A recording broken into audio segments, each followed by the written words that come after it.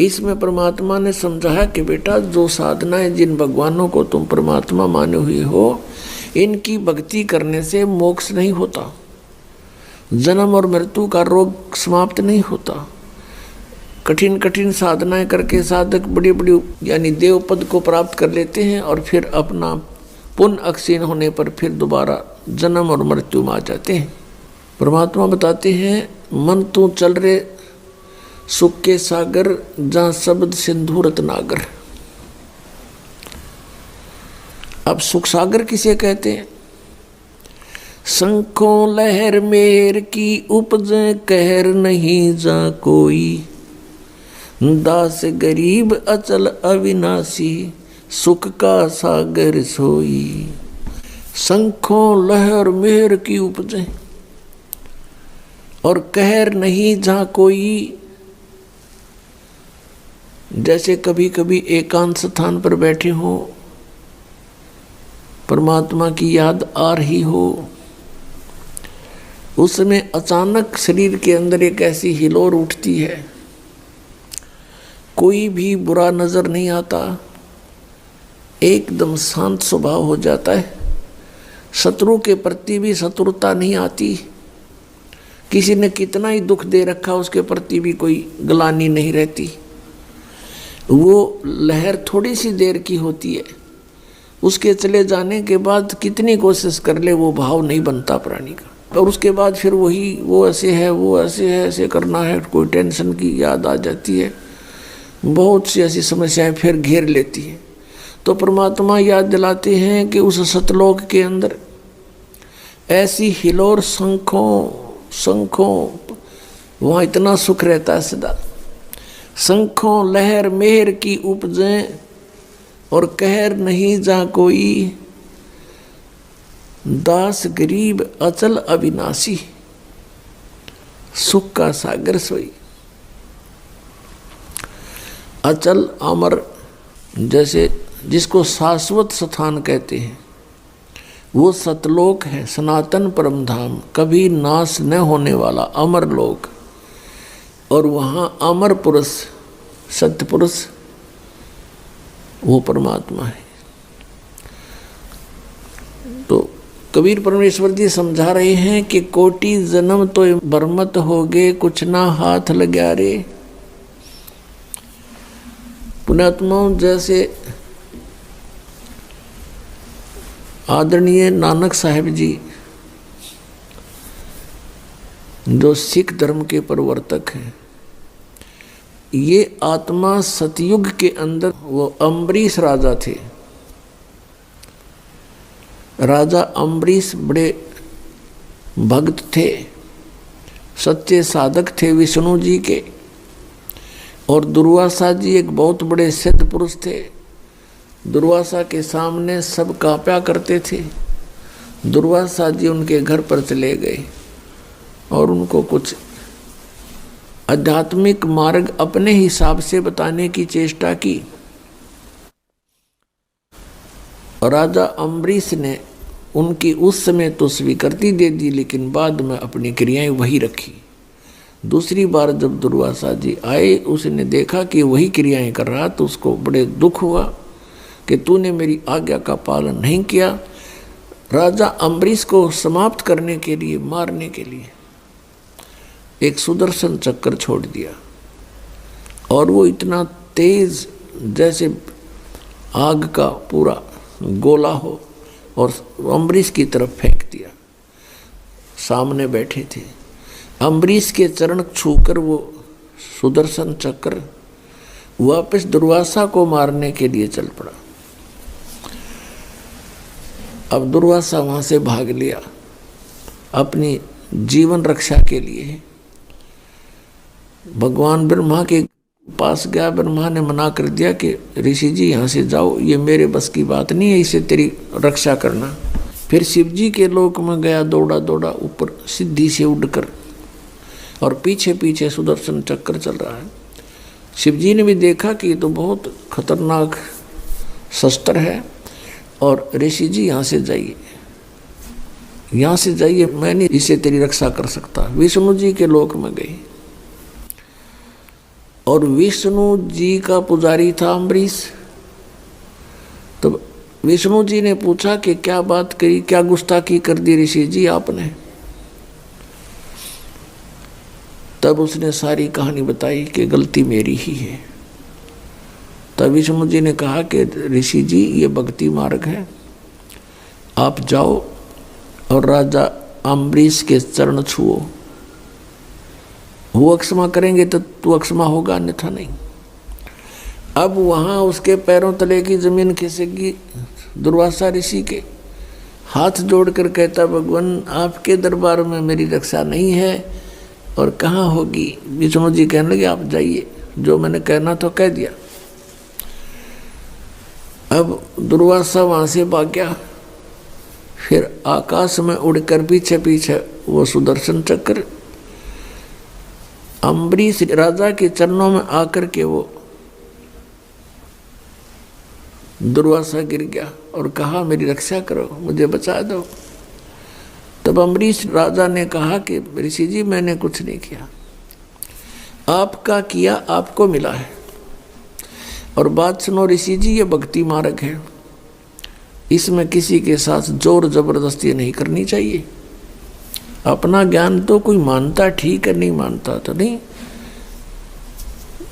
तब उसने पकड़ के सुदर्शन चक्र को शांत कर दिया अम्बरीश राजा ने और पकड़ा दिया, ले तेरा शस्त्र।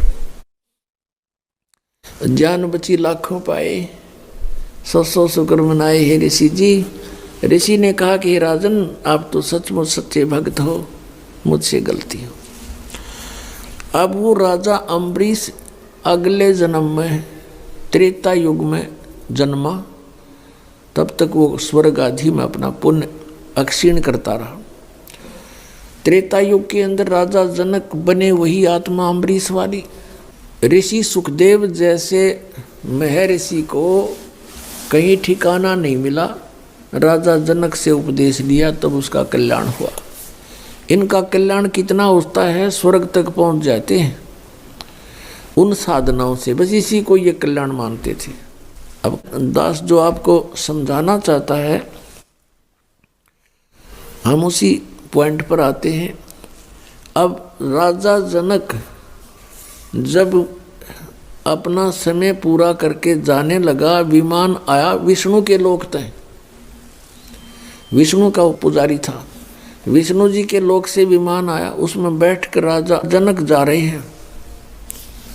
अब इस काल के जाल को समझना है हमने, हम कैसे मार खाते हैं। अब जब इसका विमान जा रहा था तो रास्ते में एक नरक था, उसमें 12 करोड़ आत्माएं अपना पाप कर्म भोग रहे थे।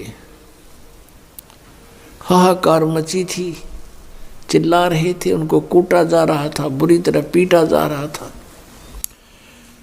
और किसी को कहीं यातनाएं, भयंकर यातनाएं दी जा रही थी।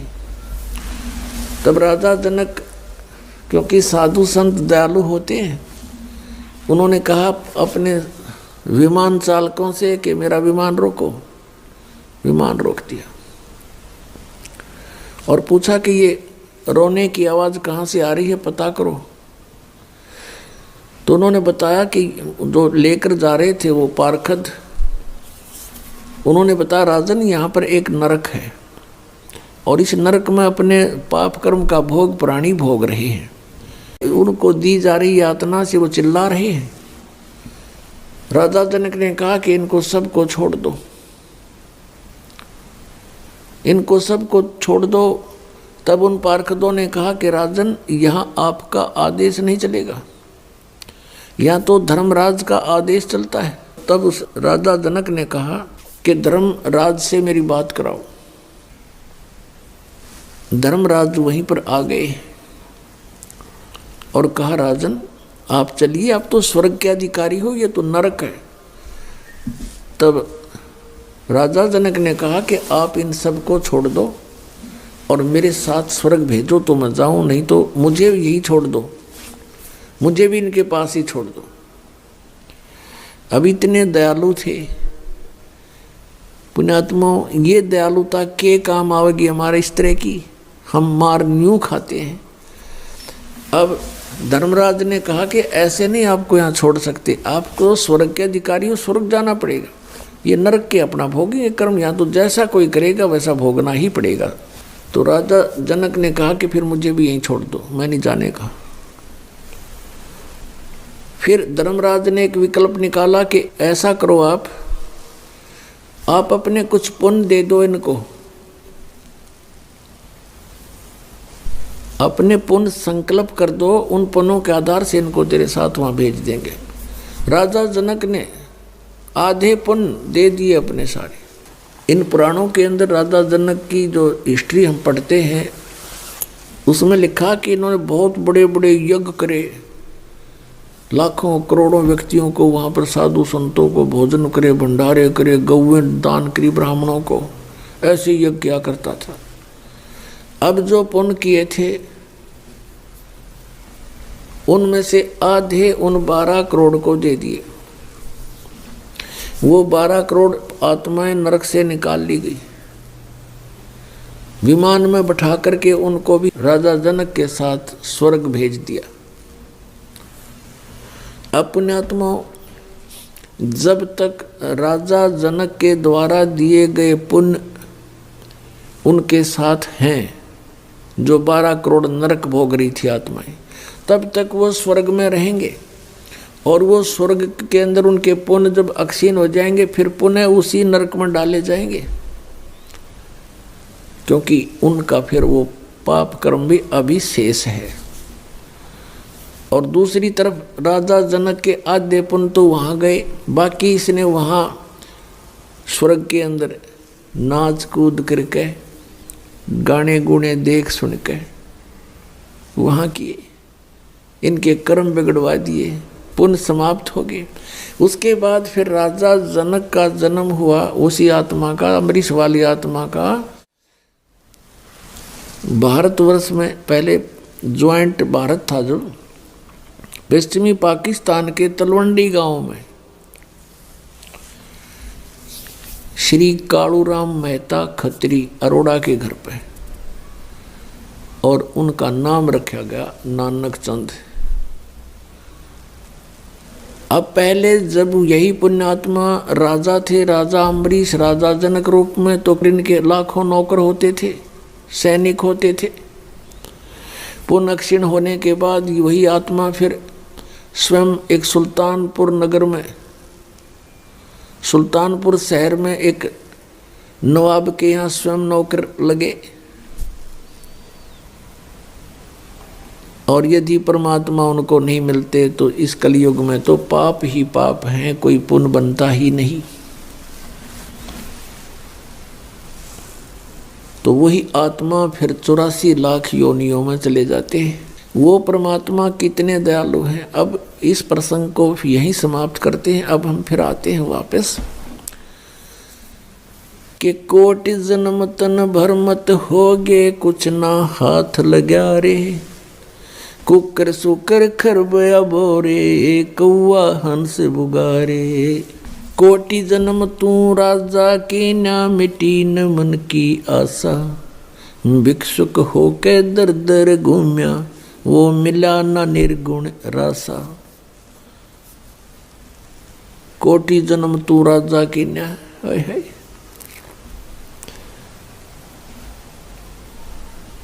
और मिटी न मन की आशा। जैसे पहले जन्म में कोई राजा बनता है तो भी वही इच्छाएं होती हैं, दूसरे जन्म में राजा नहीं बना है तो राजा बनने की चेष्टा प्रयत्न रहता है। फिर क्या बताते हैं कि कुकर सुकर खरबया बोरे, कौआ हंस बुगारे। पुण्यात्माओं, कुत्ते गधे सुअर की योनियां हम भोगे हैं, और हम स्वर्ग में देवता भी बने हैं, हम राजा भी बने हैं। ये ना सोचो कि हम आज यही जो आज हमारी स्थिति है हम सदा ऐसे नहीं, और 84 लाख योनियों में भी हम गए हैं, कुत्ते गधे के शरीरों में भी हम रहे हैं। यह सत्य विधान है यहाँ का, ये सत्कर मान लेना कोई, क्योंकि हम भक्ति से बहुत दूर, परमात्मा के विधान से हम परिचित नहीं। और जिन ऋषि महर्षियों को हम परमात्मा प्राप्त मानते थे उनके पास खख नहीं था, वो कुछ नहीं जानते थे भगवान के विषय में। जिस कारण से आज हम परमात्मा के उस नियम से बहुत अपरिचित हो गए। हमें अब मनुष्य जीवन में जो सुविधाएं हैं इनको पाकर हम ये सोच बैठे हैं कि हम ऐसे ही मौज रहेगी, इसको मौज मान रहे हम। जो थोड़ा सा राहत हमें अन्य प्राणियों से ठीक सी महसूस हो रही है, लेकिन हम अन्य योनियों में भी बहुत कष्ट उठा चुके हैं।